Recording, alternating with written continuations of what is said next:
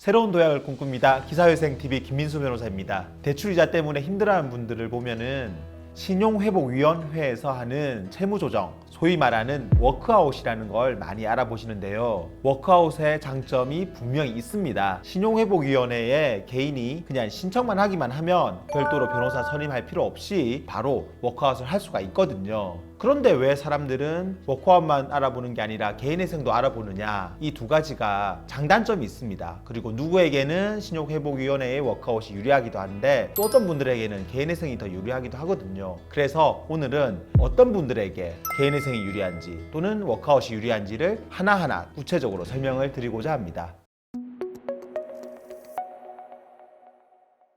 먼저 워크아웃입니다. 워크아웃도 대출이자 때문에 힘들어하시는 분들의 부담을 덜어드리고자 만든 제도이기 때문에 많은 장점들이 있어요. 워크아웃은 우리말로 채무조정이라고 하는데요. 채무조정은 원칙적으로 신용카드나 대출금 연체가 있어야 할 수가 있어요. 그런데 이 채무조정에는 세 가지 종류가 있는데요. 이제 첫 번째는 연체된 지가 이제 한 달이 안 된 경우에 하는 연체전 채무조정이라는 것이 있고요. 이제 두 번째로는 연체된 지가 한 달에서 이제 석 달 사이인 경우에 하는 이자율 채무조정, 다른 말로 프리워크아웃이라는 게 있고요. 그리고 마지막 세 번째로는요, 연체된 지가 석 달 이상인 경우에 하는 채무조정, 소위 말하는 개인 워크아웃이라는 것이 있는데요. 이 세 가지가 이자나 원금을 깎아주는 게 다들 조금씩 달라요. 그런데 대부분의 분들이 이 중에서 세 번째, 이 연체가 석 달이 넘어서 진행하는 개인 워크아웃이라는 것을 하세요. 자, 그래서 개인 워크아웃을 기준으로 설명을 드릴게요. 개인 워크아웃은 좀 전에 말씀드린 것처럼 우선 신용카드나 대출금 연체가 어떤 거 하나라도 석 달이 넘어야 할 수가 있어요. 그리고 연체 이자 같은 거는 전부 다 감면이 됩니다.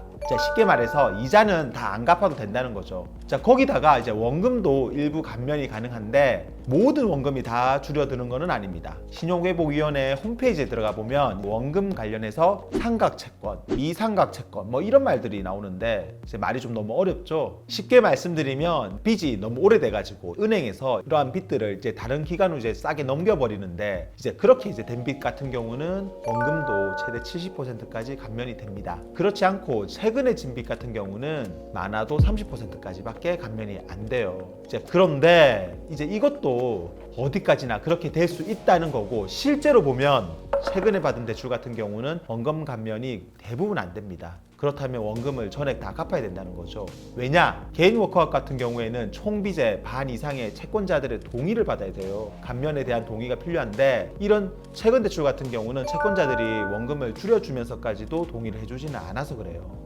그리고 담보가 있는 빚 같은 경우는 그 각각의 금융사들의 동의를 다 받아야 빚 탕감이 가능한데요. 대부분 동의를 안 해줍니다. 쉽게 말해서 자동차나 부동산에 담보를 설정한 은행 빚 같은 경우는 탕감을 받으려면 그 각각의 은행의 동의를 받아야 되는데 그런 담보까지 설정한 은행들이 굳이 빚을 깎아주면서까지 동의를 해줄 이유가 없다는 거죠. 그러면 결국 개인 워크아웃을 하더라도 담보 빚은 원금뿐만 아니라 이자도 다 별도로 갚아야 한다는 거죠. 그리고 개인 워크아웃은 보통 빚을 갚는 기간이 8년에서 이제 많게는 10년까지 좀 길어요. 그리고 신청을 하는데 이제 몇 가지 요건들이 있는데 우선 이자를 포함해서 무담보 채무는 5억 원보다 적어야 되고 담보 채무는 10억 원보다 적어야 가능해요. 또 사채 같은 어떤 개인 채권자나 세금을 안 낸 거, 사대보험 안 낸 거 뭐 이런 거는 채권에 포함시킬 수가 없어요. 자, 쉽게 말해서 카드회사, 은행 뭐 이런 금융기관 빚은 개인 워크아웃이 다 가능은 한데 그 외에 다른 개인 사채나 세금 같은 거는 안 된다고 보시면 돼요. 결국 나머지 사채나 세금은 별도로 다 갚아야 된다는 거죠.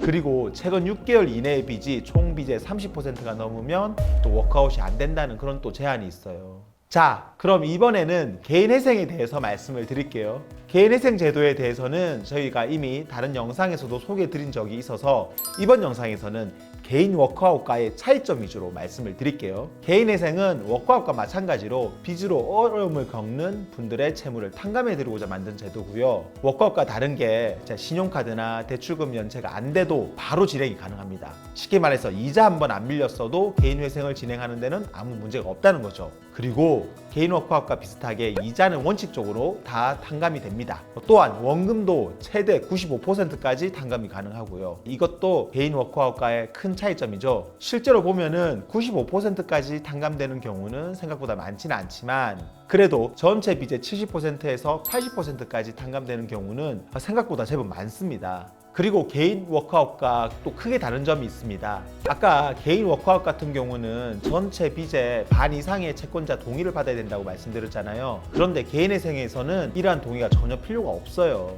회생위원하고 회생법원만 잘 설득시키면 우리가 원하는 변제 기간, 금액으로 회생을 진행할 수가 있는 거죠.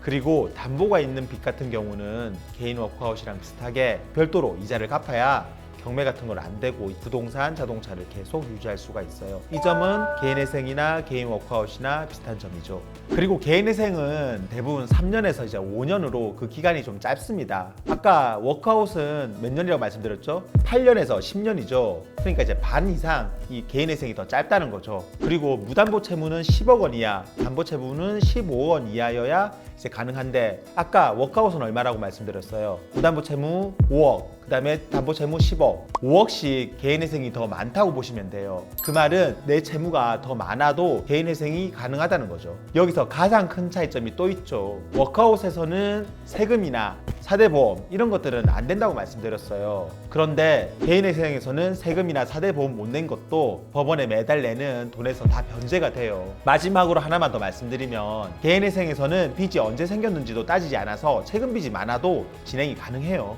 대신 최근 대출이 많으면 매달 법원에 내는 돈이 올라갈 수는 있어요.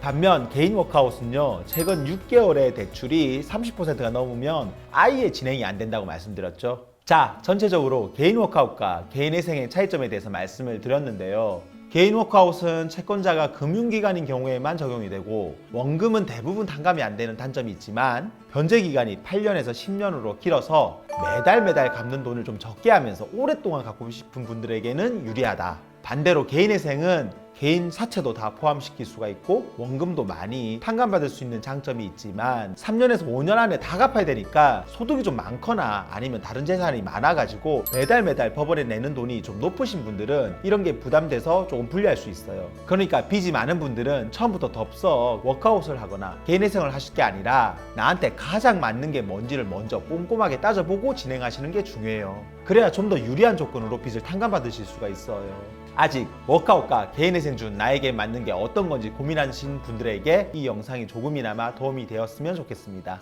다음에도 더 좋은 영상으로 찾아뵐게요. 감사합니다.